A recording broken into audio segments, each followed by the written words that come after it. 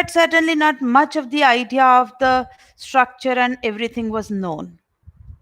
Okay, in around 1834, some German chemist started synthesizing benzene by decarboxylation of benzoic acid. So 1834, its synthetic application started.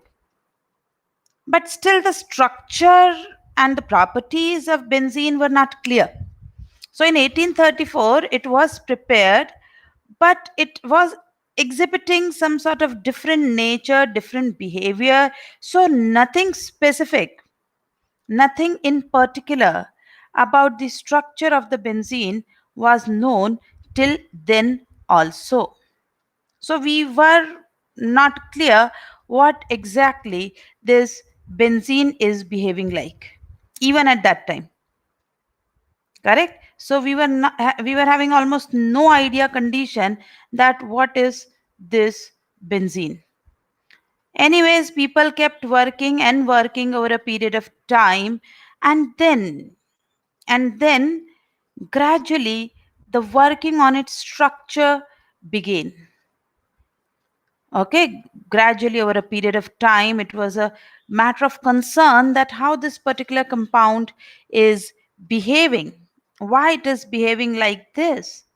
And so over a period of time, as and as science grew, studies started on its reaction, studies started on its uh, chemical structure. In 1865, Kekule started working, or rather, he proposed a particular theory on the structures of various compounds. Okay, and around that time only, he proposed the structure for benzene, and at that time, it was not clearly known much what he said. Certain things are still not correct. They were found to be incorrect over a period of time, but are still the most, I would say, the nearest and the best explanation possible. So Kekule suggested these two structures are at that time he said, are in state of dynamic equilibrium with each other. But now we know there is nothing like dynamic equilibrium. We do not connect them by this arrow, we connect them by this arrow. So in 1865, Kekule suggested, okay, the structure could be like this. There were issues, he overcame it, and that is a big story. But still, the best possible explanation for the structure of benzene came somewhere in 1920s. In 1920s, when the quantum mechanic theories came into existence, were proposed, at that time we had a better idea. Okay, around 1920s, there were a group of scientists which were, in fact, suggesting the quantum mechanic concept, and they could better explain this extraordinary stability of benzene. So, after this whole history of how benzene has been researched, has been discovered, and is still being studied at various levels, I must say. So, you can see it took almost a century for us to explain the best possible structural arrangement of bonds in benzene. Okay, so finally, over this whole story, the conclusion, so what today is aromaticity, is finally defined as cyclic. To be more clear, I have to be monocyclic. For a compound to be aromatic, it should be monocyclic, it should be completely planar.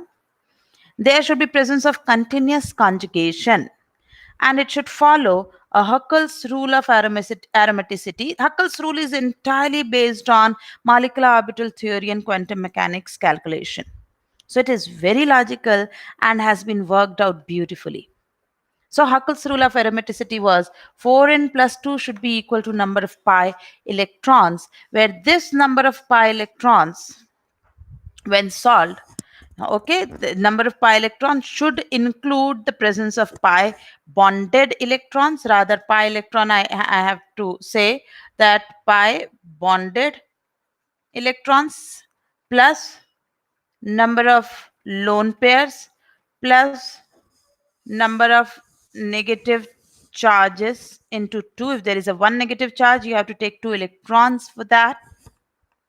Okay, these all type of possible electronic sources for pi electron should be taken together, are summed together, and when this n is solved, it should be a integral whole number. It could be 0, 1, 2, and so on.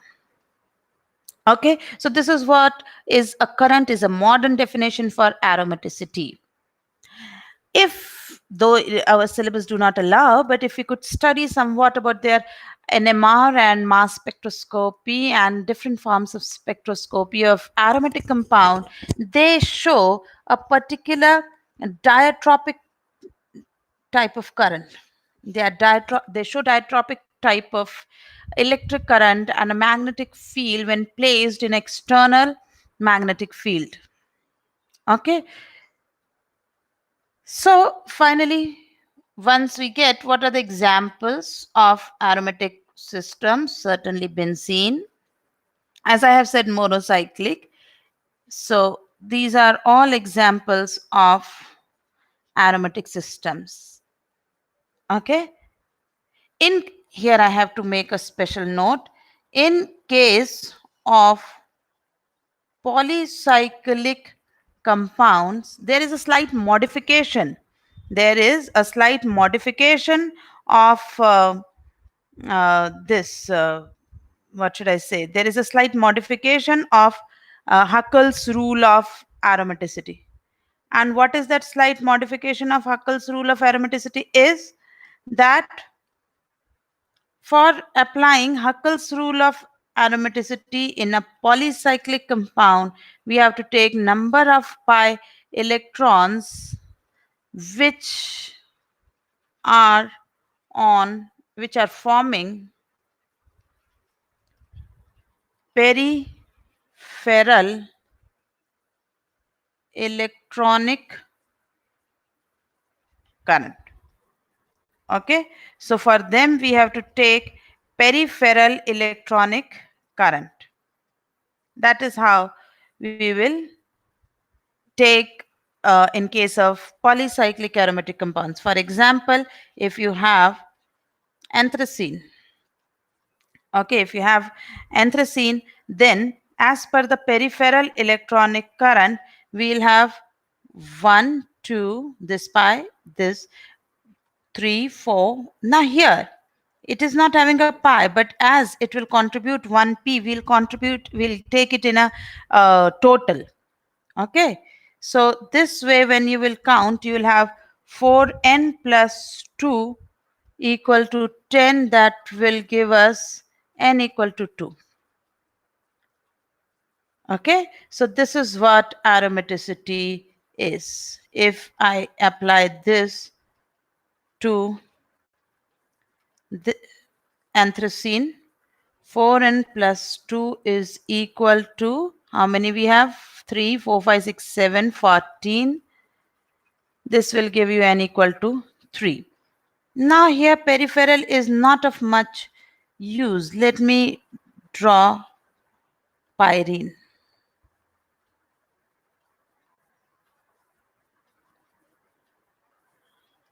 This structure is of pyrene. Now here the word peripheral has a very important role. 1, 2, 3, 4, 5, 6. I cannot count this one. 7, 8, 9, 10, 11, 12, 13, 14. So here 4n plus 2 is taken as 14, n equal to 3, and this is aromatic. Okay, this compound is taken as aromatic. If you would have counted this, you might have reported this compound called pyrene to be anti-aromatic.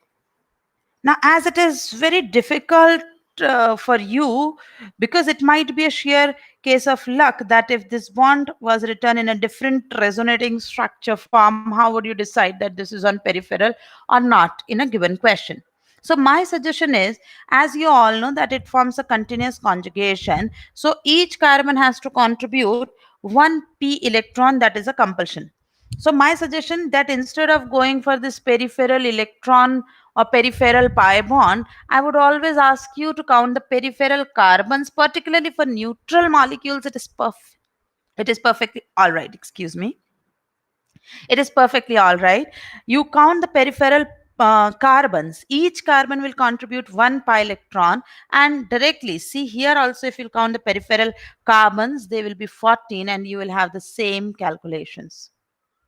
Okay, so now in a current scenario, what is our condition? What is our definition for aromaticity? For monocyclic compound, I'll straight away say monocyclic compound should be cyclic, of course, as they are monocyclic, planar, there should be presence of continuous conjugation, and should follow Huckel's rule of aromaticity, which is 4n plus 2 is equal to number of pi electrons. Okay, chemically aromaticity is strangely different. What do I mean by strangely different? Chemically it is strangely different because benzene was C6H6. Before 1825, whatever was known to human as a hydrocarbon were at least CnH2n, but this was having too much of unsaturation, C6H6. So it was expected to give all properties of alkenes and alkynes, and in fact, to extremes. What do I mean by extremes? They should behave much faster in this reaction. They should participate in these reactions more vigorously. But the observation was just opposite of that. Now, what is opposite of that? See, bromine water, bromine in dark, it was taken. And what was our expectation? That, okay, I will have something like this type of bromine added. Okay, even if they go for 1,4, so somehow some bromine is to be added and should give a test of unsaturation like alkenes and alkynes. But see here, no addition of bromine was observed. Ekdam unexpected behavior. Itna unsaturation, C6H6, DOU is coming 4. Degree of unsaturation is coming 4. And test of unsaturation is coming negative. What a miracle. Right? Here it was tried to taken initially Bayer's reagent, but as Bayer's went negative, so they tried to have normal KMNO4. In alkenes and alkynes, I have said that be very careful about the concentration of KMNO4. Use very dilute condition, cold condition, or else there will be oxidations. Here they wanted to have oxidation, but benzene behave inert. Strange, so much of unsaturation benzene behave inert. Hydration, no. Okay, then they went to nickel hydrogen or Raney nickel per hydrogenation reaction. They expected to react very vigorously. There would be highly exothermic, fast, and vigorous reactions, but the practical observations were there were slow addition of hydrogen to start with. Initially, there was slow addition. Temperatures were to be kept high, pressures are to be kept high. So in all, what they want to say that conditions are not normal for the given degree of unsaturation. Okay, so these were the different characteristic, different behaviors that were directly indicating that whatever we are expecting the structure of benzene as per the degree of unsaturation nowhere stands true. There is something different. In fact, when the research went further, they took FeBr3, Lewis acid. They found that when you take this reaction, substitution reaction is happening, but addition reactions are totally a failure. Correct? Substitution. So what they found that a reaction in which they have to sacrifice their sigma. Okay, a reaction in which they have to sacrifice their sigma. These are feasible reactions. They do this. They sacrifice sigma, but they don't want to touch their pi. The conclusion is this. Now, as the addition is failure, as the addition was not happening, so it clearly indicates that this pi electron cloud is behaving so inert. Benzene as a molecule do not want to lose this type of particular pi electron cloud. It is ready to lose its sigma, no issues, but don't touch its pi. Here came the concept there is something special about this particular type of pi electron cloud, which in today's world we know there is a concept of resonance. And then this cloud releases a large value of resonance energy for benzene, which is 36 kilocalorie per mole or 152 kilojoules per mole. Such a high amount of energy due to this particular setup, this particular type of pi electron cloud in benzene. And due to this stabilizing energy, as it is always written with a negative sign, due to this very high stabilizing energy, it is that is why the benzene do not want its structure to be disturbed. It does not want its pi electron cloud to be disturbed. Now, this is the basic of benzene and its reaction for us, that we will have substitution reactions of benzene instead of addition reactions on benzene. Correct? These will not be found at all, and we'll be totally concentrating on this substitution. As and as the group which is coming and substituting the H will change, the name of the reaction will change, and we'll study how each and every reaction can be carried out. Can it be useful? What should be done to increase the yield and all? Okay. Before moving on to aromaticity, let me tell you two small things in the similar context. Compounds which are anti-aromatic, condition for anti-aromaticity. Anti-aromatic compounds, they should be cyclic, planar, should have conjugation, and Huckel's rule of anti-aromaticity is 4n is equals to number of pi electrons. Here also the number of pi electron indicates all possible type of pi electrons. That includes the number of pi bonded electrons, the lone pair, the negative charge multiplied by 2, everything that I have told you before. Okay, so all are included here. And on solving this, n is integral whole number 0, 1, 2, 3, etc. Okay, now anti-aromatic compounds, for example, I would say like cyclobutadiene. I can have, correct, cyclopentadienyl cation, etc. These are anti-aromatic compounds. Third category is non-aromatic compounds. Non-aromatic compounds are more like a dustbin for you to solve questions, not for chemistry, huh? For dustbin, for us to solve, you when the question is asked which of the following are aromatic, anti-aromatic, non-aromatic, you check for aromaticity and anti-aromaticity. If a molecule falls in neither category of aromatic and anti-aromatic, then you put it into non-aromatic. That in that way I am using the word dustbin, not for the chemistry. They are very important. Okay, so what I want to say, if a compound is neither aromatic nor anti-aromatic, then it is called non-aromatic. Whatever the reason may be, this is how it should be used. Then it is called non-aromatic. Okay, any now this compound, it is not cyclic, so it is non-aromatic. Yes.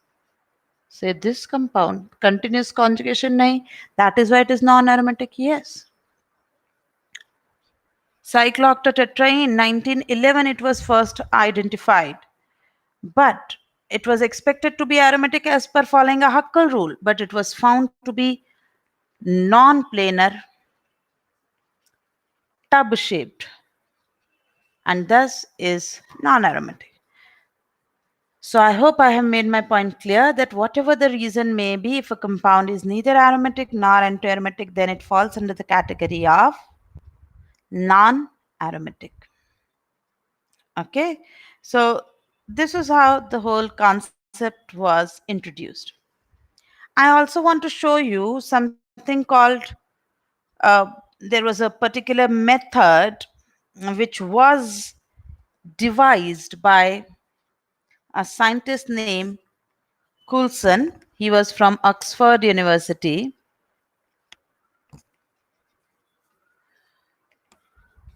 What he did, he proposed a polygonal method. Okay, what he did was he proposed the polygon and circle method for deriving the relative energies of the pi orbitals, pi molecular orbitals of benzene. The polygon and circle method. Okay, so what he said in his proposal was that draw a regular polygon. Okay, draw a regular polygon for a particular um, compound which you want to prove as aromatic. Let me tell, this is only applicable for monocyclic compounds, not for all. Okay, they are applicable only for monocyclic compounds. So, for example, benzene. So, draw a regular polygon hexagon. Then you draw a circle such that one corner of the polygon touches the bottom of the circle. Okay, and all other corners should be touching the circumference of our structure. Now, at whatever point there is a contact between our polygon and circle, draw such horizontal lines. These lines will represent the energy represent the energy of the molecular orbitals. In midway to this exact midway height per. Okay, this is the energy of the say atomic orbitals. Let me extend it. Anything that goes below this will represent the bonding pi orbitals, pi molecular orbitals. Above will be representing anti bonding pi molecular orbitals, and this will represent non bonding MOs if there will be any. Okay, then following the assigning of this energy levels, these are the energy levels of molecular orbitals. Once you assign them, let me draw separately. Let me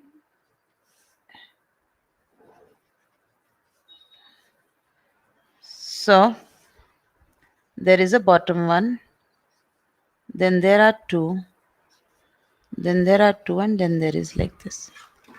Okay, and then you start filling this with following the upper rule: 1 2 3 4 5 6. As there are 6 pi electrons and all are occupied in the bonding MO, then the compound is called aromatic. Okay, if while doing this the electrons goes to anti-bonding, then they are called anti-aromatic. If they goes to non-bonding, then they are called non-aromatic. Correct? This is how these polygon and circle method was devised by Coulson. It at least gives the general idea of stability. Okay, general idea or general prediction of whether a compound could be aromatic or not. Cyclobutadiene by this method may give you a confusion that it should be taken as non-aromatic, but as it will be 2 pi electrons behaving as an unpaired electron radical it is still taken as anti-aromatic. Okay, it is not aromatic, it is taken as anti-aromatic. Okay, so this is how the general behavior of aromaticity, anti-aromaticity, and non-aromaticity is there. I would like to conclude that overall stability as per MO diagrams, aromatic are most stable, then comes the non-aromatic, and then comes the anti-aromatic. This is the idea. Okay, so how we say that aromatic are most stable? When a particular compound is more stable as compared to its, say, expectation, then we call it aromatic. Though there are sound calculations. Okay, if they are same pi electron energy, ring and chain structures, then they are called non-aromatic. If they have higher energy than open chain, then they are called anti-aromatic. Now, I might have confused some of you. What have I said? For example, a hypothetical assumption. Here is an open chain structure with nearly similar behavior. Here is its cyclic structure and hydrogen. Okay. So, what would I say? That as compared to open chain structure, ring is having much lower pi electron energy than the cyclic structure. Cyclic structure is aromatic. This is what I want to say. Okay, second example. If I have a structure like this, open chain, it is a 6 pi electron structure. Okay, if I make a cyclic structure of this, it is also a 6 pi electron structure by removal. Clear? Here again, same point will be valid, and so this is aromatic. Correct? If I take this and compare it with this, this is anti-aromatic because stability of open chain is much greater than this one. Okay, let me take one last example of the series. That this is an open chain structure, 8 pi electron. When I take its corresponding cycle plus hydrogen, okay, so what is found? That this energy are nearly same, nearly equal energy. So this is non-aromatic. It is non-planar and non-aromatic. In fact, if I'll make it a cycle, if I'll make it a planar, it will become unstable. Hannah, one more example. See this versus if I make it a cycle plus hydrogen. Okay, so this is more stable, and so this is aromatic. This is how the general nature, general behavior of aromaticity and all these compounds are taken care. Okay. Now, let me first introduce you to one of the questions which appeared in J. On the discussion so far, Among the following, the number of aromatic compounds is, okay, among the following, the number of aromatic compounds is, this was the question which was asked not far away, just a 2017 question, okay, and its answer was, I guess, given 5, okay. So let us check 5. I have a memory that its answer was 5, but let us check which are those 5. Cyclooctatetraene we have just discussed so far. It is going to be non-aromatic.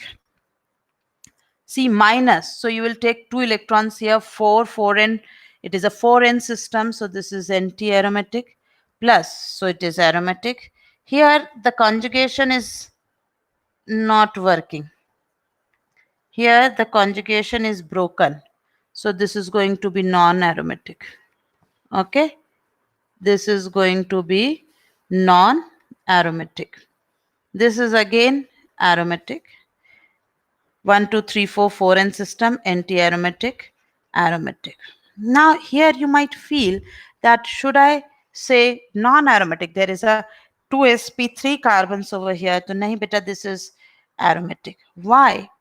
Because this part will form the required aromatic cloud. Okay, it will form the required aromatic cloud. It is pretty much like, will you call this as aromatic or anti-aromatic? So 4n plus 2 is equated to the electron cloud which is in the loop, not the outside. So this will form a loop, and so it is aromatic. Okay, this is phenanthrene. It is certainly aromatic. So 1, 2, 3, 4, 5. Answer is 5. Okay, so this type of direct questions have even appeared in exams. Identify the compound to be aromatic and anti-aromatic. The only error people do in this, that particular compound which I gave you, that it should be taken as aromatic, like aniline, phenol. You take them as aromatic now. Styrene, that's like that you have to take. Okay. For example, one more thing I would like to add here. One more thing, that is, for example, as I said, you will take styrene as what? Similarly, when you take biphenyl like this, okay, should you call it aromatic or not? Certainly it is aromatic. It is aromatic. If you go by 6 and 6, 12 electrons, you may again name it anti-aromatic. But that is wrong, because you have to consider the electrons in the loop, in the closed cycle. And therefore, you need to be careful with the application of word aromatic and anti-aromatic. There are a lot of exceptions and all those things, but not required for our J. This much is enough. If you could understand this concept, then definitely you can work on that. Okay, coming back to the general, from general behavior of aromatic, anti-aromatic, and non-aromatic to specific compound benzene. So how is benzene prepared? See, remember, this was the first method of preparation in lab for benzene, 1831. Benzoic acid, soda lime decarboxylation, forming of benzene. Now, this is very much similar to alkane only. Preparation of alkane, you take carboxylic acid, do soda lime decarboxylation, and you can get benzene that way. This is a zinc dust reduction of phenol to benzene. The yield is poor, but in conversions, in condition, you should know that yes, this is one possibility. Okay. There is this third point, which is, as you can see, directly acetylene can combine. Okay, acetylene can have a polymerization reaction. 3 molecules, when passed through red hot copper or red hot iron tube, then we can have benzene. Okay, then we can have benzene. Point number 4, you can also have a aromatization reactions, okay, of alkanes, of n alkanes I am talking.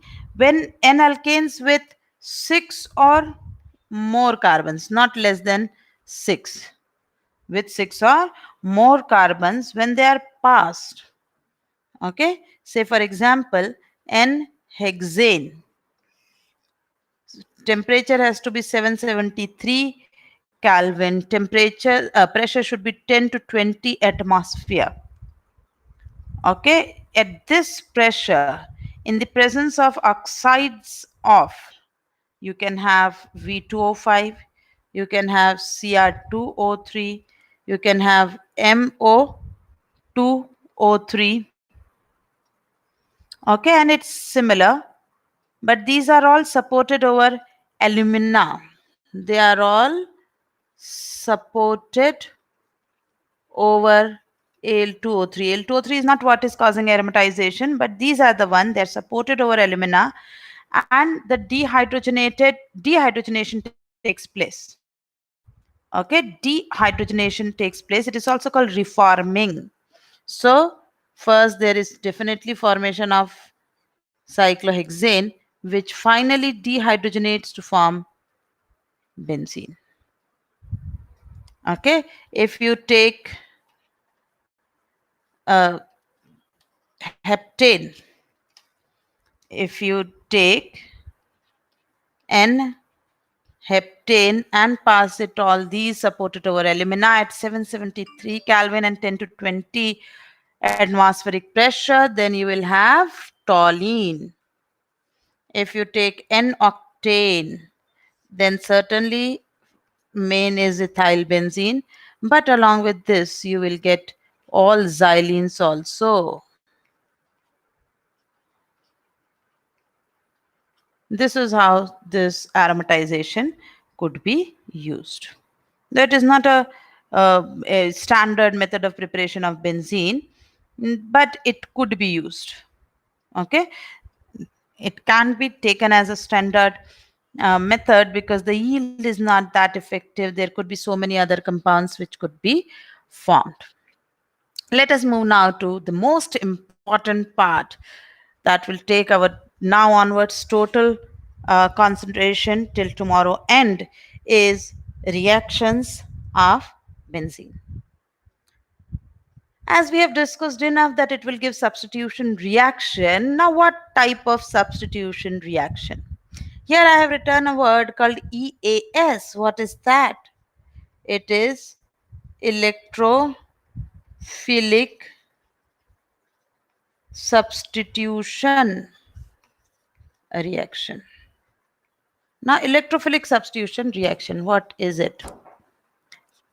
When there is benzene, any electrophile approaches on this under a suitable condition of temperature and pressure.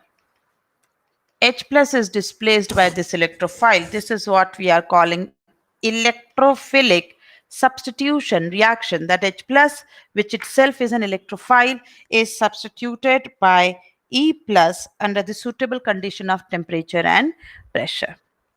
Okay, this is called electrophilic substitution reaction. Is that absolutely okay? Now, how does this proceed? How does this reaction takes place?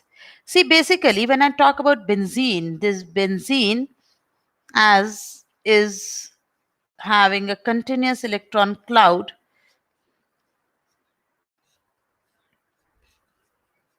like this.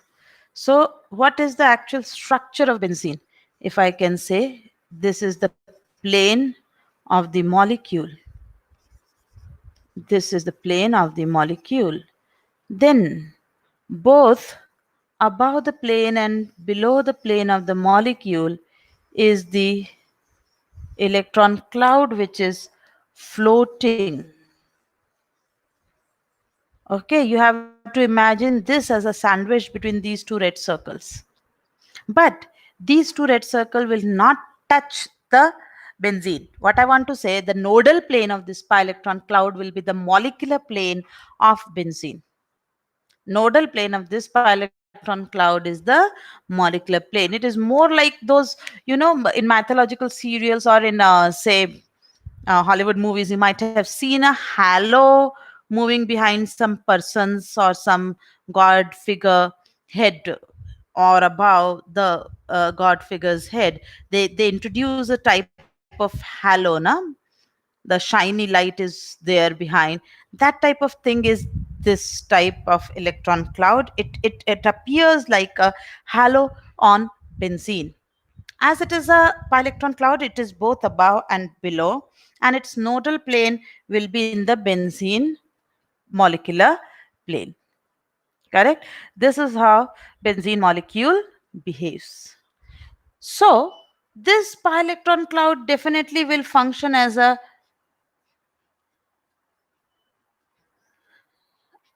attracting cause for this E plus.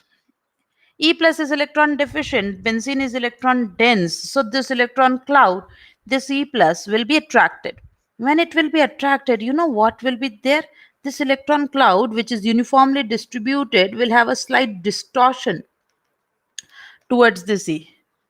E will become del plus. The del plus will be generated on benzene, and there is just a what should I say, electrostatic force of attraction between two opposite charges that is functioning at this point of time. No bond is broken, no bond is formed. It is just that they are being attracted, and this type of structure is formed. Okay, so when this bond attraction results, this is called the pi complex. This is simply called pi complex. When this results in the formation of a proper bond, then it is called a sigma complex, or in the name of intermediate, it is called VLAN. In the name of scientists, VLAN intermediate. It is also called arenium ion. Okay, these are the different names to this particular intermediate. So this is our step 1, that is the formation of sigma complex. Step 2. Step 2 is when this sigma complex regain its aromaticity. Then yes, there is a possibility that E plus is lost again. Then the reaction will be reversible, no issues. But as we are talking about general mechanism, so I'll say assume that the H plus loss is preferred over E plus, and so I will have this type of new product. Correct? So this is the general EAS mechanism. For general EAS, we have seen that it is a two-step mechanism. Step 1 is attack of electrophile. This is not taken as a step. This is just a sort of transition state. So step 1 is the formation of sigma complex. Step 2 is the regain of aromaticity. Take in most of the reactions, in most of EAS reactions, step 1 is RDS. Okay, and see, in step 2 there is bond fission of carbon hydrogen. In step 1 there is no such fission of carbon hydrogen bond. It is the step 2 in which this type of bond fission is taking place. So if step 1 is RDS, then reaction will not show kinetic isotope effect, bracket Ki effect. What is kinetic isotope effect? That if you change C6H6 to C6D6 or C6T6, that is with the change of isotope in the molecule, if the rate of a particular reaction, the kinetics of the reaction changes, then it is called kinetic isotope effect. Okay, so kinetic isotope effect is when there is change of when there is change in kinetics of the reaction with change of isotope, then it is called kinetic isotope effect. Okay, but if first step is the RDS, then certainly there is no possibility. Okay, there is no possibility that such kinetic isotope effect will be observed. Okay, then there is no possibility that such kinetic isotope effect will be observed. But if, okay, but if step 2 is RDS, then Ki effect will be observed. Okay, Ki effect will be observed. Observation says that only sulfonation and iodination exhibits Ki effect. But still, I would not say that for them the second step is RDS or first step is RDS. We'll just hold on that. Okay, so it depends, but yes, for them, sulfonation and iodination, for them meaning sulfonation and iodination, kinetic isotope effect is observed. Okay, for these reactions, there is presence of kinetic isotope effect. Clear? Now, let us start with each and individual reactions and conditions, different type of reactions that could be there. First and foremost is the Friedel-Crafts reaction. Very, very important for JE is the Friedel-Crafts reaction. Well, this is a very old reaction and is still very useful. It was developed by Charles Friedel and James Kraft in 1877. Can you imagine? It is such an old reaction.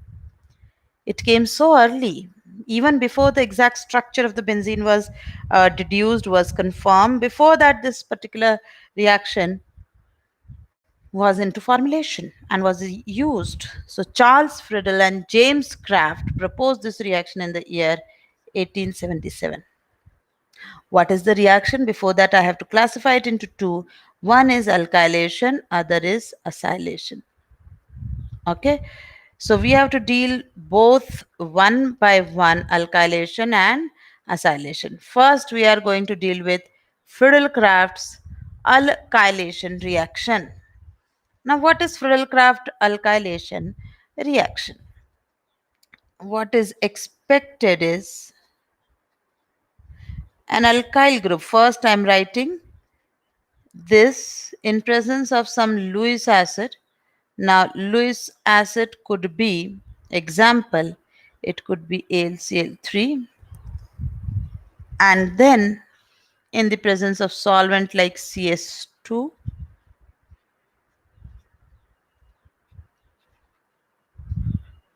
alkyl benzene is formed.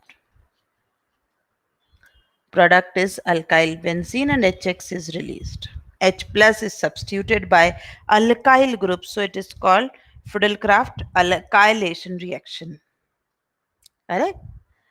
Overall, I would say in all the years that we are going to study from now onwards, you just learn somehow in a given set of reagent what is the source of electrophile.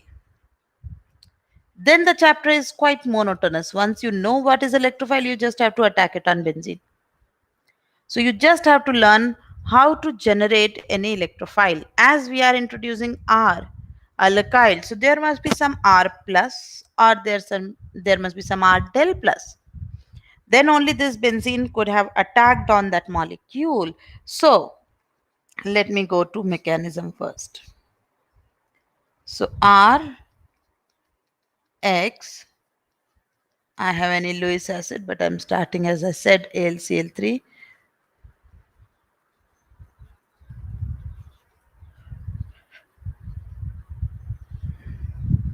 Okay, this type of a duct. What do we call this particular thing? We call it a duct is formed. Okay. So once this adduct is formed, then definitely depending on the stability of this R, it may start breaking.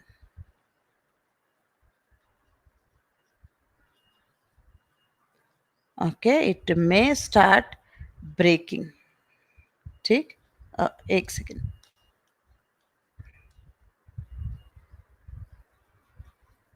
It is distributed. If this is stable, then a complete carbocation may be formed, which can rearrange if required.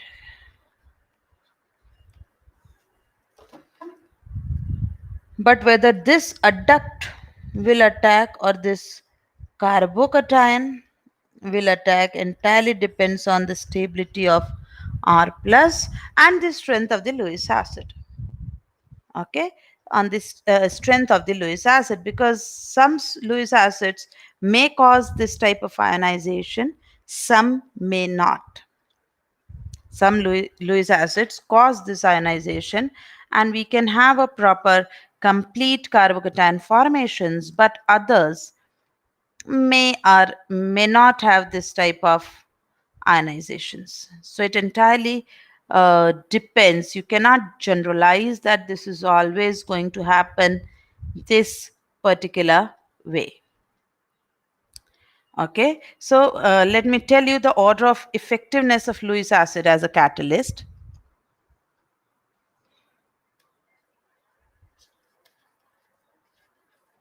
The order of effectiveness of Lewis acid catalysts by experiments has been found to be AlCl3 is best. Here you will cause ionization.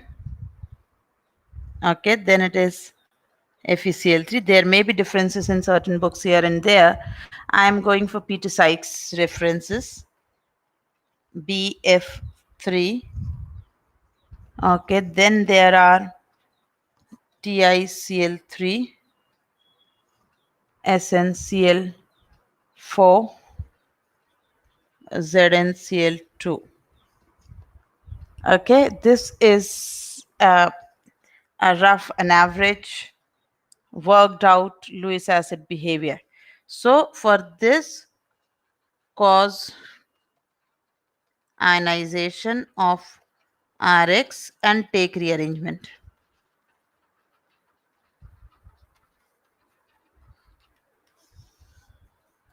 For alkyl halide, no rearrangement. Now see, I want to write alkyl halide because I cannot say that this order is always fixed. For alkyl halides, this is given. As soon as I'll change my Lewis base to alcohol and alkene, this may become very effective. In alcohols, it causes rearrangement. Okay, in alcohols,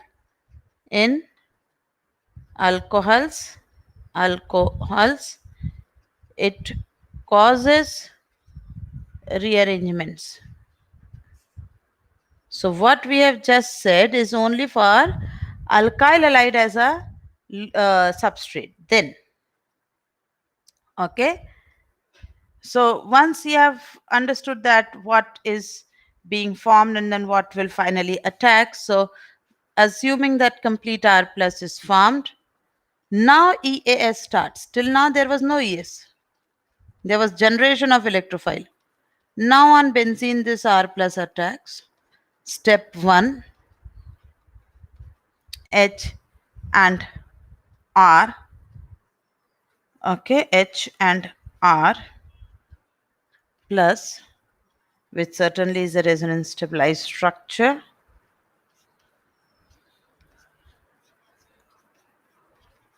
Alkyl benzene, release of H plus.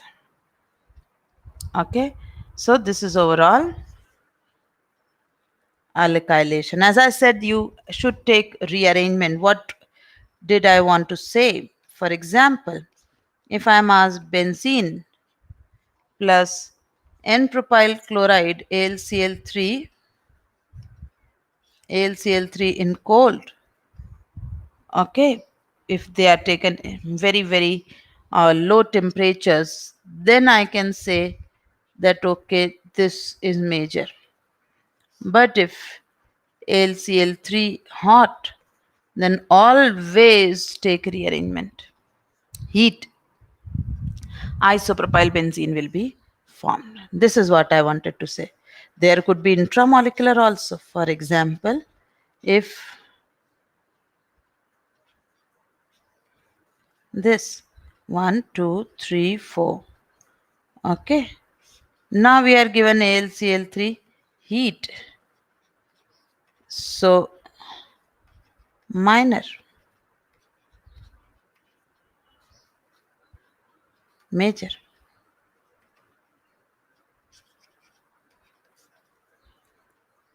Correct? So this is what I wanted to say, that it depends on the conditions, it depends on the Lewis acid which is being used, that your answers will be going to be a rearranged product or not. Okay, I hope till here you are with me completely and there are no issues, there are no problems till now. All is well. Okay, so I would like to make a note also. Please write one observation, that BF3 is avoided for alkyl halide.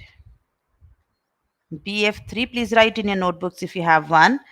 BF3 is usually avoided for alkyl halides, is mainly used for alcohols. I'll write in word, is mainly used for alcohols. Okay. Other sources of electrophile. Other sources of electrophile for alkylation. I can use alcohol plus conc H2SO4. I can use alcohol plus BF3. We can use alkenes plus HF or H2SO4. Okay. We can use this type of things like epoxy plus AlCl3 or H2SO4. We can directly use cyclopropane plus AlCl3. Okay, it does not form a complete carbocation and product is N-propyl. So there could be other methods of introducing alkyl groups. It is not that just alkyl halide plus AlCl3 is to be used. Okay, these can be taken. Next we go to Friedel-Crafts acylation. So what is the net reaction for acylation? Benzene plus RC. Again, I'm going first on the basic net reaction, RCOCl in presence of AlCl3. This time we'll have aryl alkyl ketone. Okay, these are unsymmetrical ketones. We are having alkyl aryl ketones. Okay, one is alkyl, other is aryl group, then it is called alkyl aryl ketones. You can have similar type of Lewis acids and same behaviors, but how to extend it, how to take the reaction. Let me tell you the general mechanism first. A general mechanism. Same. First is the generation of electrophile. Now here there is no issue that whether the adduct will be formed or a final carbocation will be formed. It has to be final carbocation finally. It will be formed. Okay, because of the very high stability of acylium ion, this bond will break.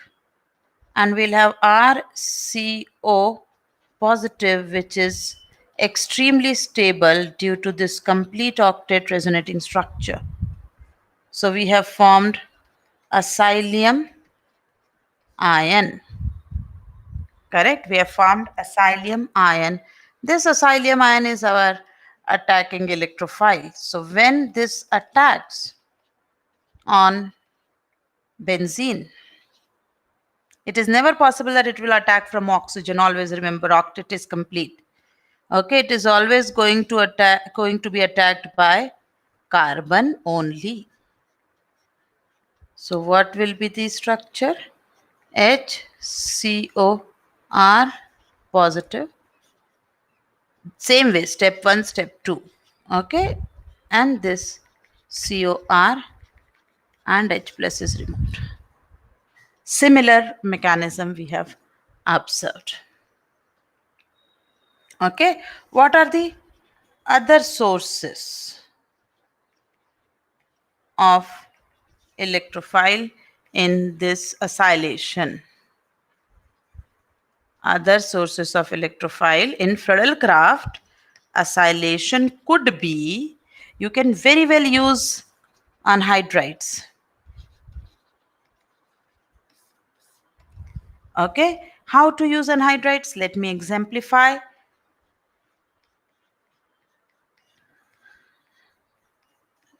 AlCl3.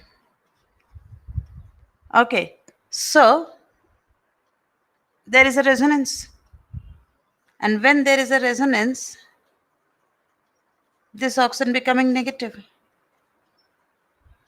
So CH3CO O double bond C CH3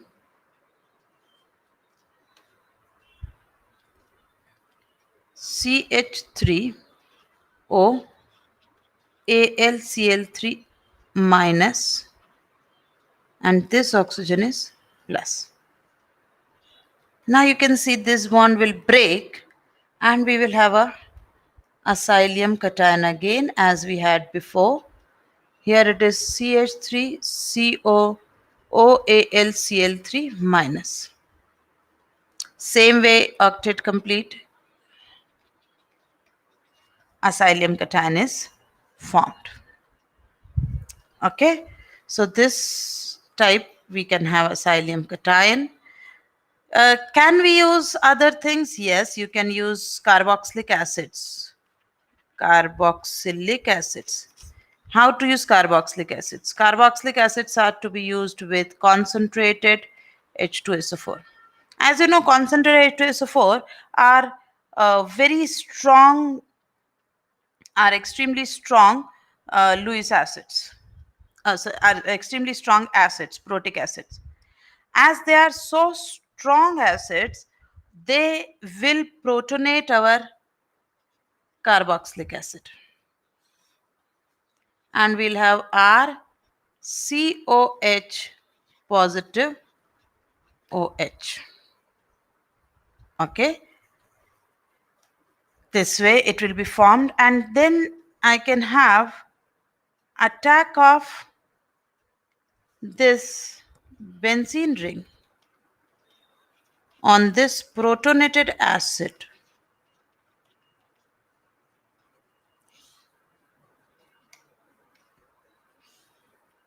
Like this. HCOH R OH positive. There is regain of aromaticity and there is loss of water. COR. Okay. So this is how you can have attack on acylation on benzene by the use of carboxylic acids. Also, they can also be used. It is possible that we use carboxylic acid for our reaction. Is it okay? Correct. Now, can we use compounds like esters for this purpose? Yes, certainly we can use esters also for this reaction. There is no issue in that. Okay, we can use esters also for this reaction.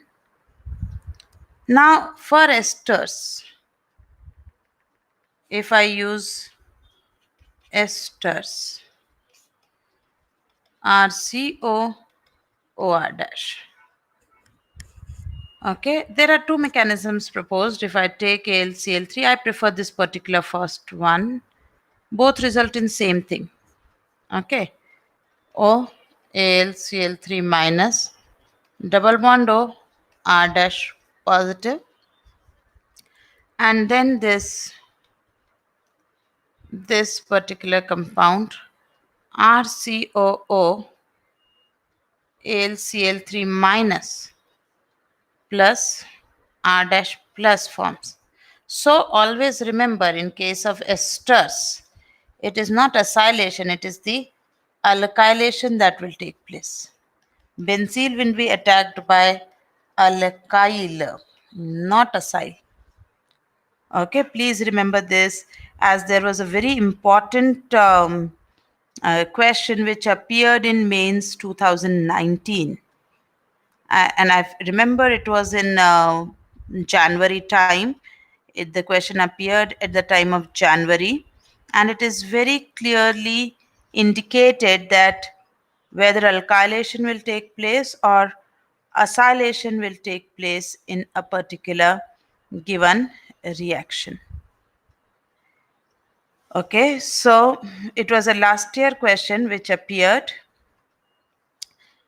Let me have a general point of that particular question of that time. It was some OME was given, and the question was like this. Okay, they said first AlCl3 is taken. So what would be the answer?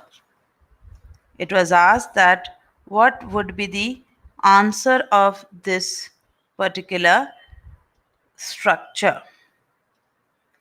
Okay, now why this question is so important, let me tell you, because both the options were there, both the options were printed, that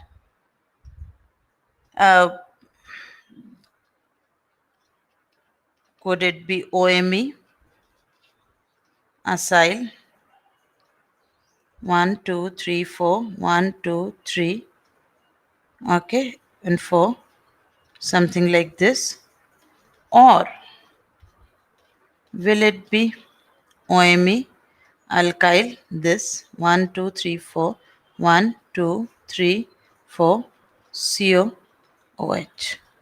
What will be formed in this type of attack? Okay, this was the question, that what will be formed in this type of attack. This was such an important question. Fiddlecraft, alkylation, acylation in last year I want to say is like 2019 mains, almost out of total 8 papers of January, the question was asked in 4, either alkylation or acylation, in one way or the other. It was asked in 4 different papers. Okay, one, this was question. In another, the question asked was OME. Here it is 1 2 3 CH2Cl, and then they asked AlCl3 anhydrous, and then water. So what would be formed? The answer will certainly be with rearrangement. This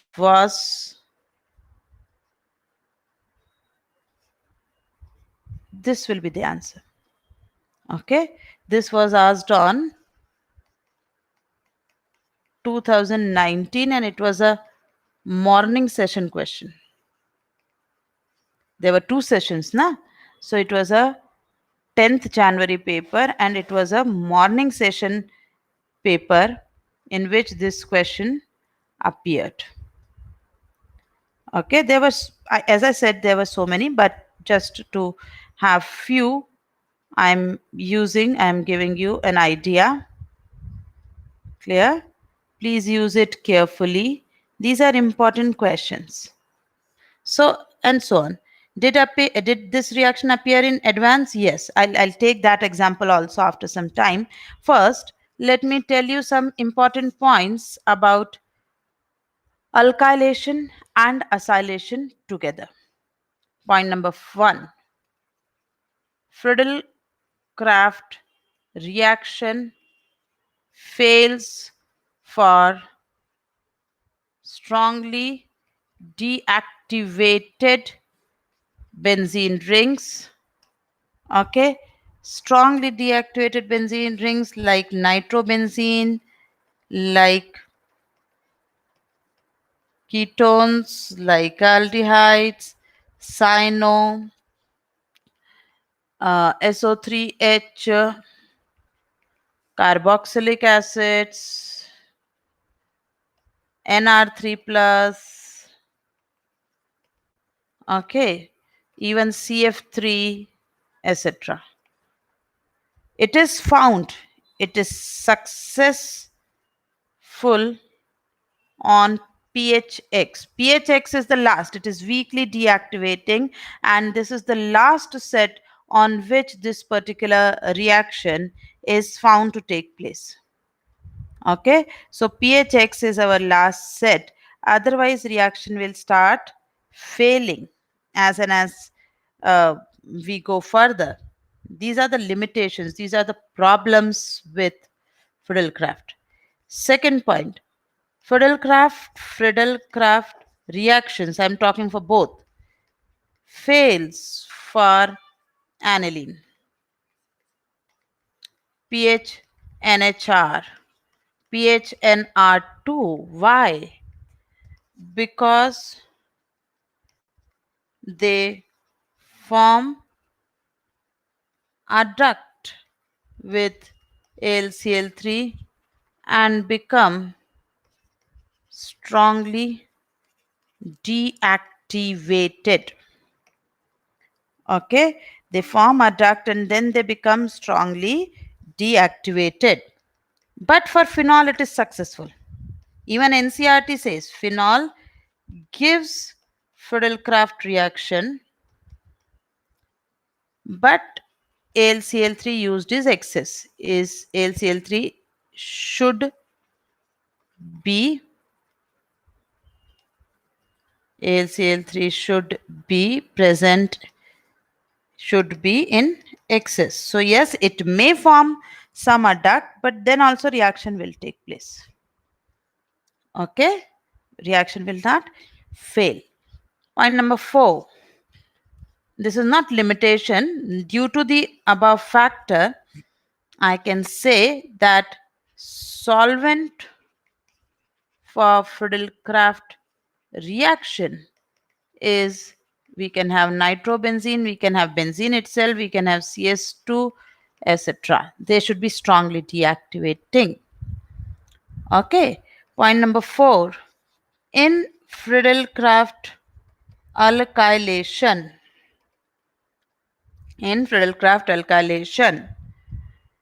uh, what are the problems? What will, let me conclude all. A, PHCl and vinyl chloride, okay, cannot act as source of E plus.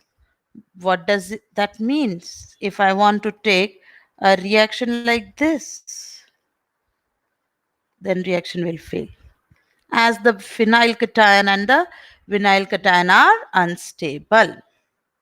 Okay. Second drawback is polyalkylation. Polyalkylation often occurs.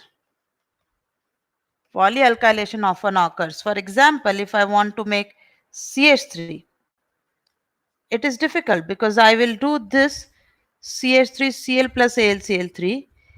I will expect only this will happen, but no. I will definitely have xylenes. This plus this. Polyalkylation takes place. And to a very large amount, it is not a controlled reaction, large amount of polyalkylation takes place. Okay? C. For same Lewis acid, relative rate of reactivity of Rx is 3 degree greater than 2 degree greater than 1 degree. For same Rx, relative rate of reactivity, same R, for same R, relative rate of reactivity is RF, RCl, RBr, Ri. It might be difficult for you to digest, but it is so. RF, RCl, RBr, Ri, because of the Lewis acid nature, smaller these donors, better they are as Lewis acids. Okay, so RF will be a stronger Lewis acid and thus its reactivity will be better, will be faster. Correct? Next, we go to point number 5. Point number 5. No polyacylation in Friedel-Crafts acylation. So that you can take as a what should I say, as a benefit, as a better behavior, because for example, this can be used. This can be used. If I want to make C2H5, okay, there are two methods. First, C2H5X plus AlCl3, poor yield, because polyalkylation will take place. But if I take CH3COCl plus AlCl3, okay, what will be the product? PHCOCH3. And then I take Wolff-Kishner or Clemenson zinc amalgam plus concentrated HCl, or you can have Wolff-Kishner reduction,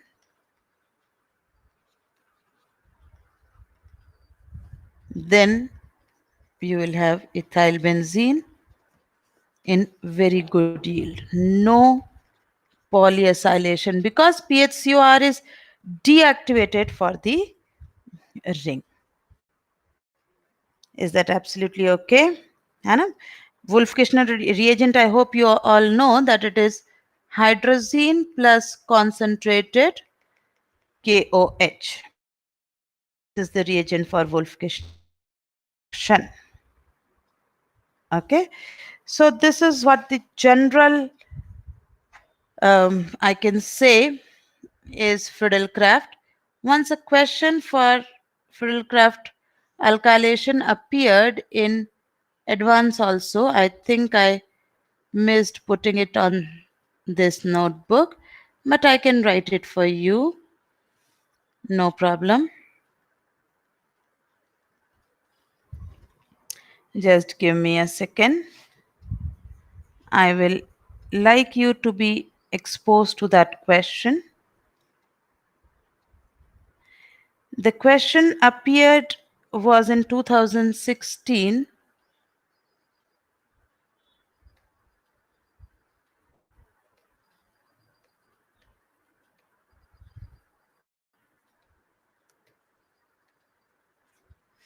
And the question said, among the following, which reaction will give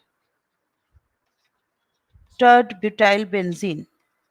This is a J 2016 question, and the options were benzene, bromine in presence of NaOET. B option was benzene, Cl in presence of AlCl3. C option was benzene in presence of this and H2SO4, and D option was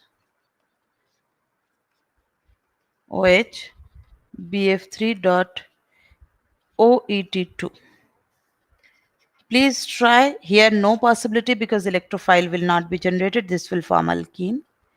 Here carbocation and then rearrangement. So B should be the answer. Okay, B will definitely be the answer. Then here H plus carbocation 3 degree. Okay, this carbocation is formed in C. So C is answer. D, as I said, BF3 reacts with alcohol and will also cause their rearrangements. So D will also give you the answer. This was 2016 advanced question. Okay. There are so many other questions that we can cover. Please go through past JE questions also when you study for this chapter. Correct? There are so many questions, and we will discuss further reactions of EAS. Today we have completed a Friedel-Crafts reaction. Tomorrow we will proceed to nitration, halogenation, and sulfonation. Okay, so for today the work is over. Please revise Friedel-Crafts reaction. Do as many number of questions. There are so many questions. If time would have permitted, we could have had a complete class of Friedel-Crafts questions only. Okay, but still you do the our icon material that it must have been distributed to you. Do your class notes, assignments given to you during this phase 1 time, and you can ask your doubts, as I always say, to your concerned teachers, or please post them on Facebook. If I'll be able to answer, I'll try my best. So thank you everyone. Goodbye. Tomorrow we'll study further the benzene reactions. Bye bye.